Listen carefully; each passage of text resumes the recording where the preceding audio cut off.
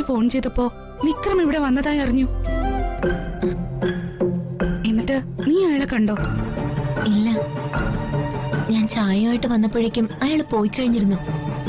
അയ്യോ, കഷ്ടായിപ്പോയി. നീ അയാളെ കാണേണ്ടതായിരുന്നു. കണ്ടിരുന്നെങ്കിൽ ബോധം കെട്ട് വീണേനെ. എന്താ? ബോധം കെട്ട് വീഴാനോ? അല്ല, അയാളുടെ കരളലിയിക്കുന്ന കഥ കേൾക്കുമ്പോ എനിക്ക് ബോധം പോവായിരുന്നു എന്നാ ഞാൻ പറഞ്ഞേ. അത് ശരി. അമ്മോ, നിന്റെ ഈ മനസ്സിലിവ എന്നെ ഏറ്റവും കൂടുതൽ ആകർഷിച്ചത്. നീ ആള് സൂപ്പറാ. നിന്നോട് എനിക്കൊരു സംശയം ചോദിക്കാനുണ്ട്. അതെന്താ എന്നോട് ചോദിക്കാനുള്ള സംശയം? എനിക്കിഷ്ടപ്പെട്ട ആൾക്ക് എന്നോട് കൂടുതൽ ആകർഷണവും താല്പര്യവും തോന്നാൻ ഞാൻ ചെയ്യേണ്ട കാര്യങ്ങളെ കുറിച്ച് എനിക്ക് അറിയേണ്ടത്. കൊള്ളാം, നല്ല ചോദ്യം. എന്റെ വിവാഹം പോലും കഴിഞ്ഞിട്ടില്ല. മനഃശാസ്ത്രം പഠിപ്പിക്കുന്ന അധ്യാപികയോ അല്ല ഞാൻ. പിന്നെന്തിനാ എന്നോട് തന്നെ ഈ ചോദ്യം ചോദിച്ചത്? നല്ല സൗഹൃദമുള്ള കൂട്ടുകാരിയോടല്ലേ ഇത്തരം ചോദ്യങ്ങൾ ചോദിക്കേണ്ടത്? നിനക്കറിയാവുന്നത് പറഞ്ഞാ മതി. എനിക്ക് താങ്കളെ മനസ്സിലായി.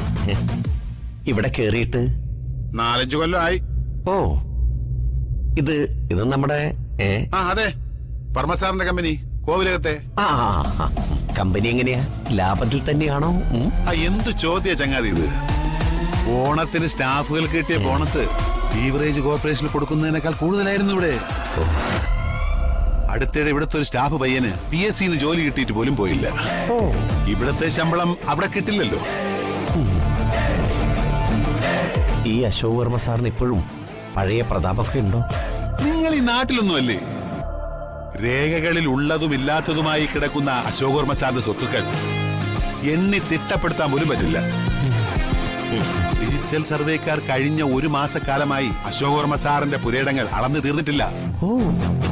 ഇപ്പോഴും രാജഭരണം ഉണ്ടായിരുന്നെങ്കിൽ ഒരു നാട്ടുരാജ്യം ഭരിക്കേണ്ട രാജാക്കന്മാരായിരുന്നു അവര്.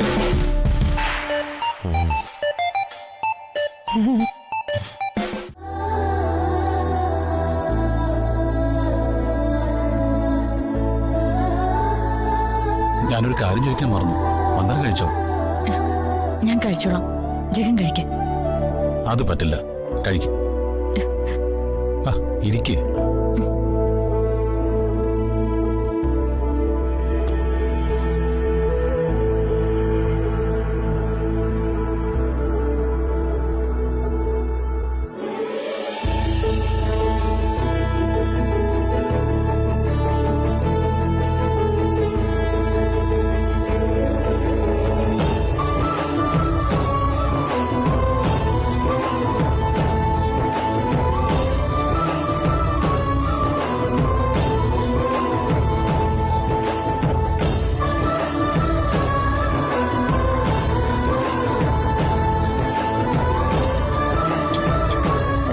അവളുടെ ഒരു റൊമാൻസ് കണ്ടില്ലേ?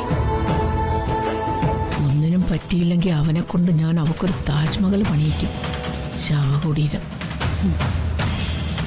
വടിയും ഇവിടെ നിന്ന് പലതും കാണേണ്ടി വരും.